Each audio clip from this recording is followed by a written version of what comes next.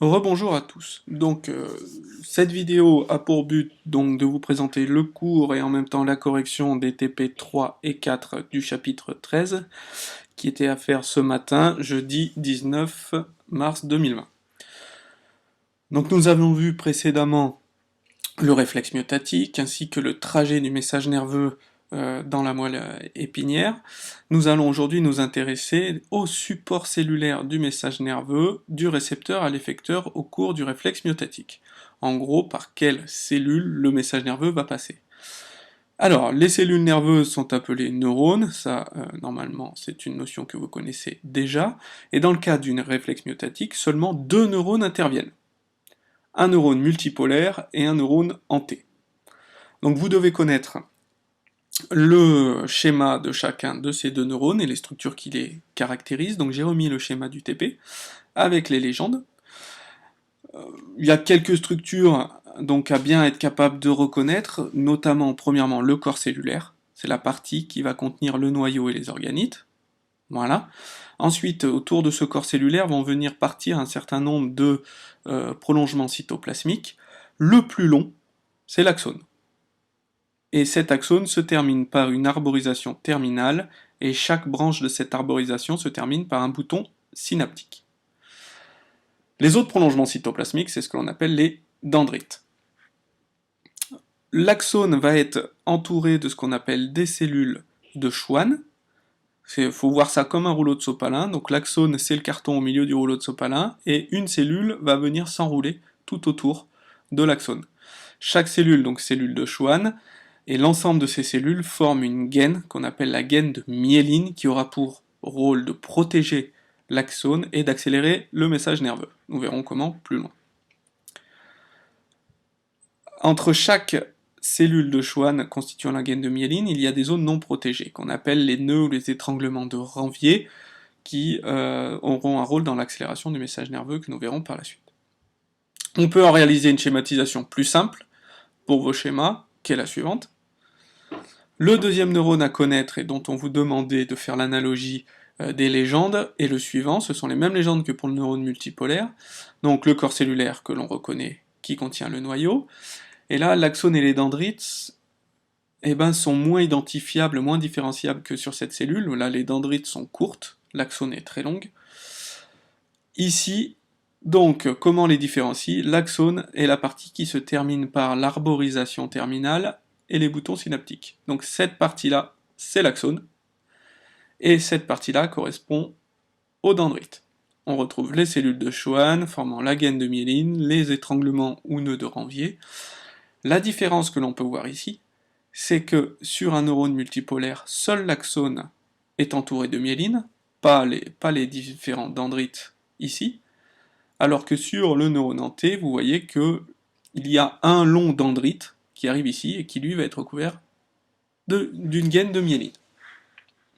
Donc voilà pour les deux neurones à connaître. Schématisation plus simple du neurone en T, voilà, que l'on peut appeler aussi neurone bipolaire. Alors, où est-ce que l'on va retrouver ces deux neurones lors du réflexe myotatique? Donc déjà, dans le TP, vous deviez vous intéresser à la structure cellulaire d'un nerf. Le nerf qui nous intéresse ici, c'est le nerf sciatique. Lorsque l'on regarde, donc si je prends les documents que vous aviez à regarder, lorsque l'on dilacère un nerf, c'est-à-dire qu'on va en séparer les parties avec une aiguille, on voit que le nerf est constitué de plusieurs fibres, fibres nerveuses entourées de myéline, toutes parallèles les unes aux autres. Lorsque l'on fait une coupe transversale d'un nerf, donc comme une tranche de saucisson par exemple, on observe la chose suivante. Donc une fibre nerveuse, c'est un petit rond qui correspond à l'axone d'un neurone, entouré de la myéline autour. Donc ce que l'on voit ici, c'est un faisceau de fibres, c'est-à-dire plusieurs fibres nerveuses collées les unes aux autres, et plusieurs faisceaux de fibres s'assemblent. Vous voyez qu'ici j'en ai 1, 2, 3, 4, 5, 6, 7, 8 en tout. Plusieurs faisceaux de fibres s'assemblent au milieu d'un tissu conjonctif et protégé d'une enveloppe conjonctive qui forme l'ensemble que l'on appelle un nerf. Et vous trouverez bien sûr des vaisseaux sanguins pour alimenter les cellules en nutriments et en dioxygène. Voilà, donc ça c'est un nerf. Donc le nerf sciatique a cette structure-là. Ensuite, notre nerf sciatique, on a vu qu'il arrivait par la racine dorsale au niveau de la moelle épinière. Alors, qu'est-ce que l'on va remarquer au niveau de la moelle épinière? Dans la moelle épinière, vous avez deux parties. La substance grise, qui ici est brune sur la photo suite à la coloration, d'accord, qui, si on regarde un grossissement, est constituée de corps cellulaires. Et quand on regarde de plus près ces corps cellulaires, vu leur forme en étoile, ça correspond aux corps cellulaires des neurones multipolaires. Dans la substance blanche, on va retrouver plein de fibres nerveuses, c'est-à-dire des axones ou des longs dendrites de neurones hantés, puisqu'autour de chaque point noir qui correspond à l'axone ou au long dendrite, vous retrouvez du blanc, donc la gaine de myéline. Voilà. Donc, vous vous retrouvez avec une zone centrale constituée de corps cellulaires de neurones multipolaires et une zone périphérique constituée donc d'axones de neurones entourés de myéline. Ensuite, on continue notre chemin. On peut regarder aussi ce qu'il y a au niveau du ganglion rachidien de la racine dorsale, par là où le message nerveux rentre, dans la moelle épinière. Quand on regarde la photo, ici on retrouve des corps cellulaires de neurones, et vu leur forme, bien circulaire, sans dendrites qui viennent se fixer dessus, on peut aisément reconnaître les corps cellulaires des neurones hantés. Sachant que le message nerveux rentre par la racine dorsale, on peut donc facilement penser que le neurone qui part du muscle et qui arrive à la moelle épinière, c'est le neurone hanté. Par conséquent, celui qui va partir de la moelle et retourner au muscle, c'est le neurone multipolaire. Cela justifié par le fait de retrouver ces corps cellulaires dans la substance blanche. Il nous reste une dernière structure à voir de plus près, c'est la structure du fuseau neuromusculaire.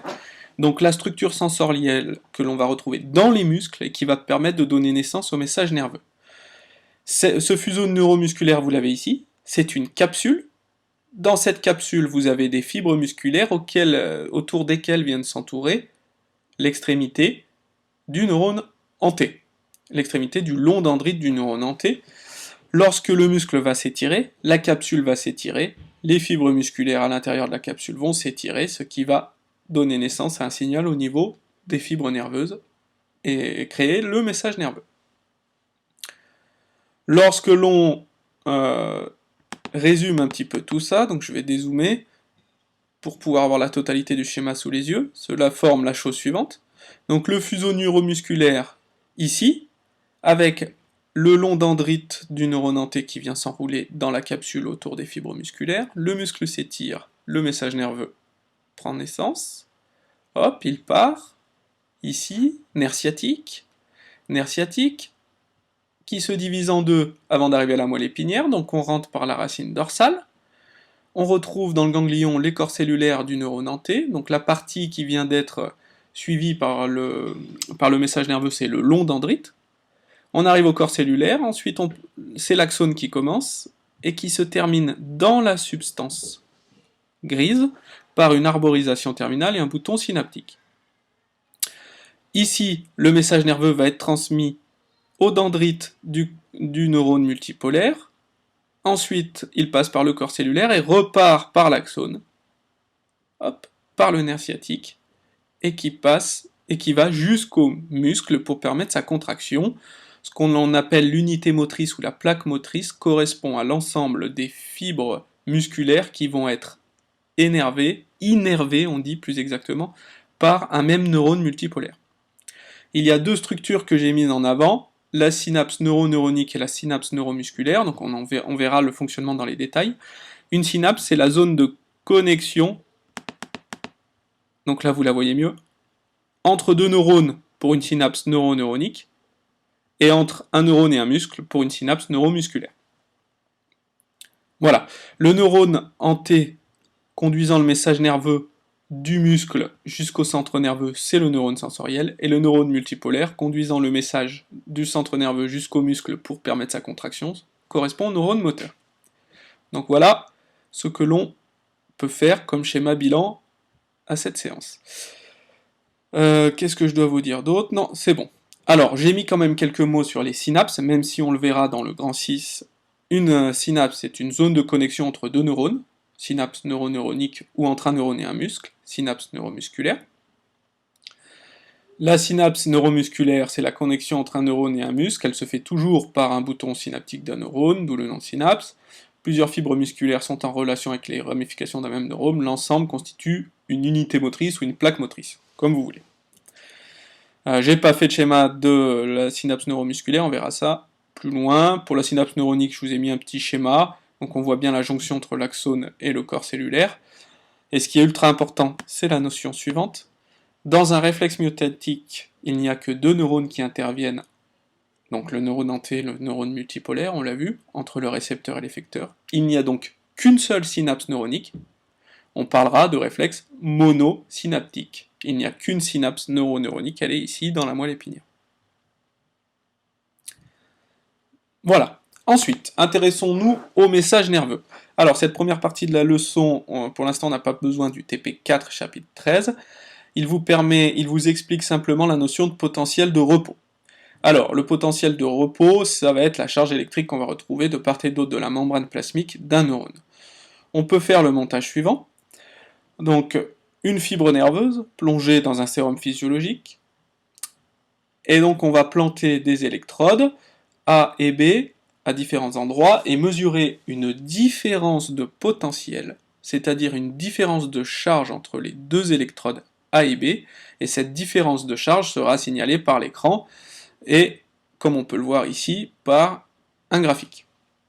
Alors le premier cas, on plante la microélectrode B est dans le sérum physiologique, et la microélectrode A, on la plante pas comme ici, mais on la laisse à l'extérieur de la cellule. Donc les deux électrodes sont dans le sérum physiologique, dans le même milieu, donc vont enregistrer la même charge électrique, il n'y aura donc pas de différence de potentiel entre les deux. C'est pourquoi on retrouve ici un enregistrement à 0 mV, il n'y a pas de différence entre les deux électrodes. Dans le cas numéro 2, on va planter, comme ici, l'électrode A à l'intérieur, dans le cytoplasme des cellules nerveuses, de la fibre nerveuse, et là, cette fois-ci, on enregistre un signal à moins 70 mV. Ça veut dire que entre les deux électrodes A et B, il y a 70 mV de différence, et comme c'est négatif, moins 70 mV, ça veut dire que c'est l'intérieur de la cellule qui est chargé négativement. Le B étant dans un sérum physiologique, par définition, la charge est à 0. Enfin, la différence entre les deux électrodes sera de moins 70.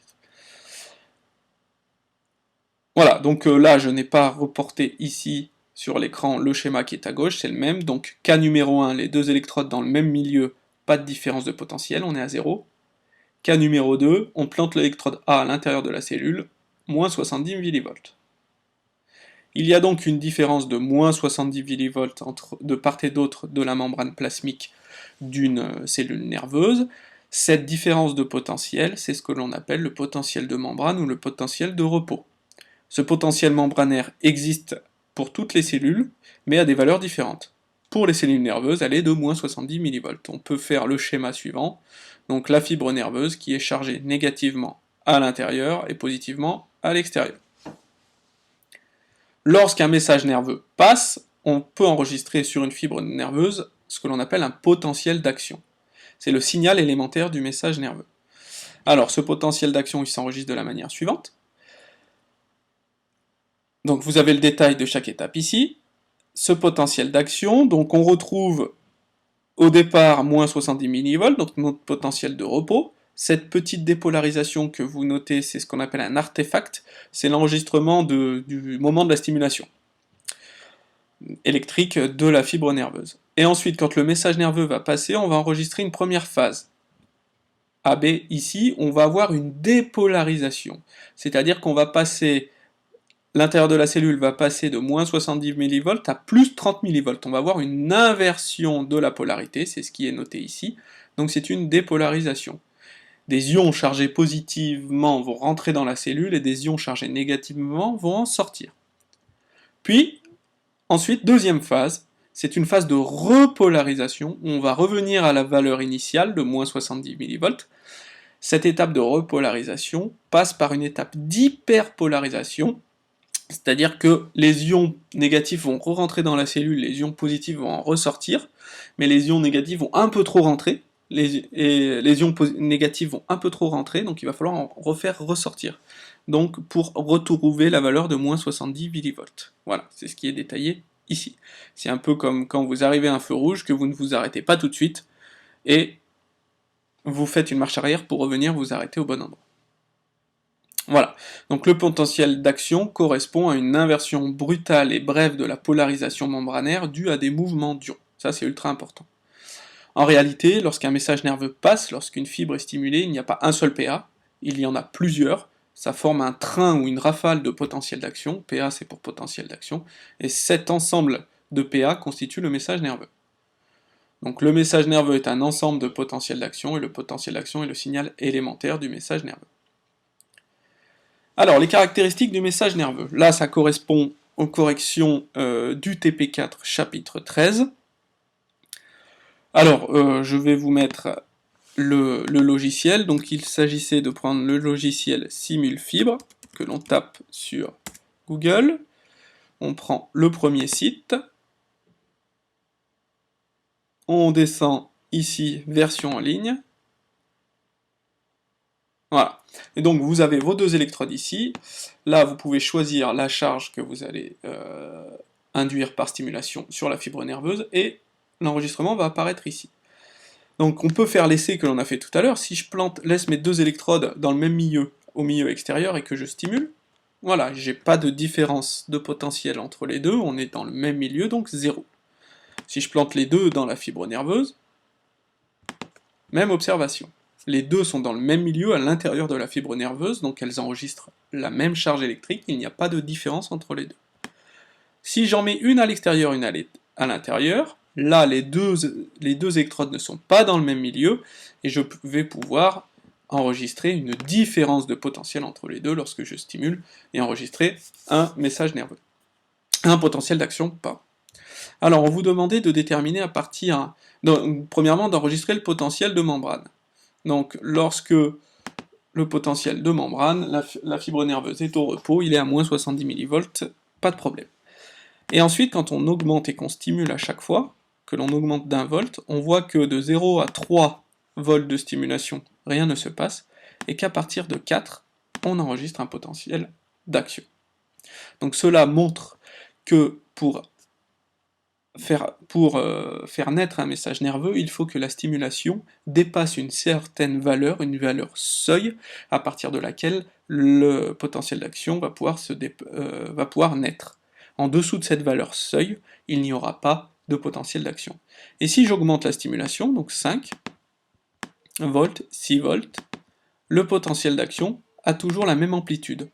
De moins 70 à plus 30, ça fait 100 millivolts de différence. Voilà, vous pouvez stimuler de manière excessive et de plus en plus forte, le potentiel d'action aura toujours la même amplitude. Donc, c'est ce que j'ai noté, c'est ce qu'on vous demandait, pardon, hop, que je me trompe pas, hop, le cours est ici, voilà, donc potentiel de repos moins 70, tension minimale pour générer le PA 4 volts, la description du potentiel d'action, on l'a déjà noté tout à l'heure. Et donc voilà, ce qui est important, c'est qu'on vous demandait d'expliquer pourquoi on peut dire que ça obéit à la loi du tout ou rien, en 3 mots.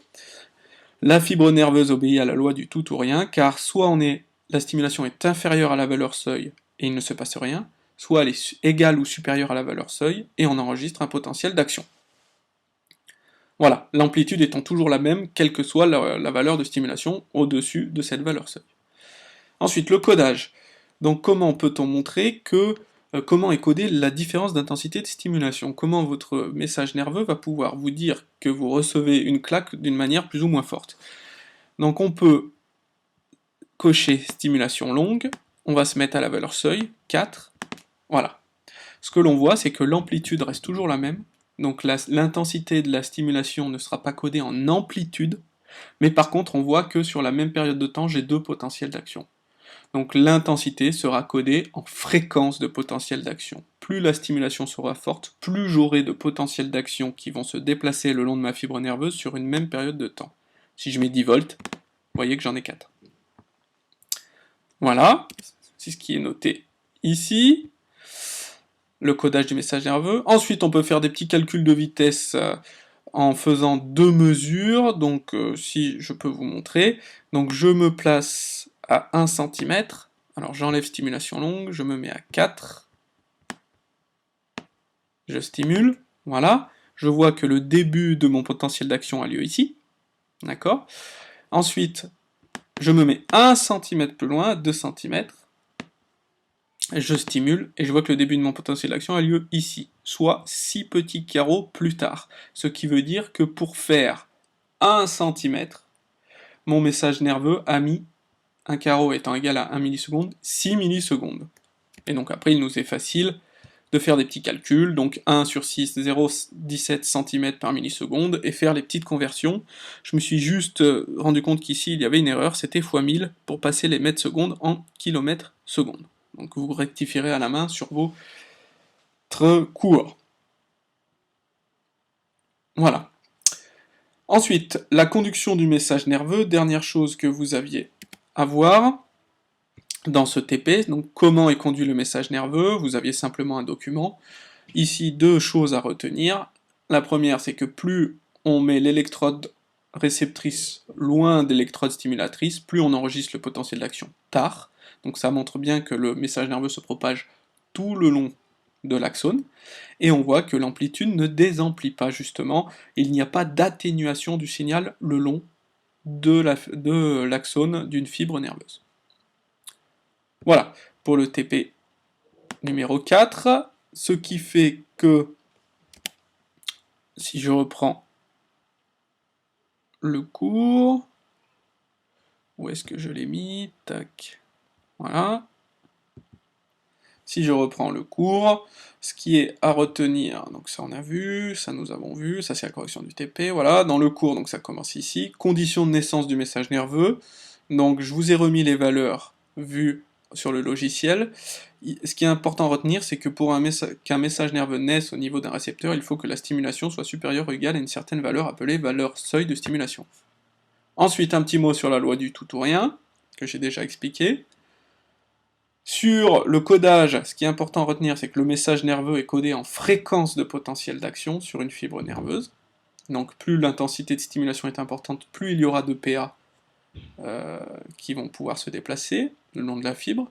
Et enfin la conduction, voilà, le message nerveux est conduit le long d'une fibre, entre la zone de stimulation et la zone d'enregistrement, et que l'amplitude et la durée du potentiel d'action sont constantes. Voilà ce qu'il y a à retenir. Donc, je m'arrête là pour aujourd'hui. Par la suite, nous verrons donc lundi, sur l'heure de cours correspondant, vous aurez un TD à faire justement sur ce qui se passe ici, là, au niveau de cette synapse, comment un message nerveux électrique transmis par un neurone va pouvoir être transmis à un autre neurone, sachant qu'ici, il y a une zone où il ne se touche pas. Cette synapse, ici, on n'a pas de contact direct entre les deux, donc impossible de se transmettre un message électrique.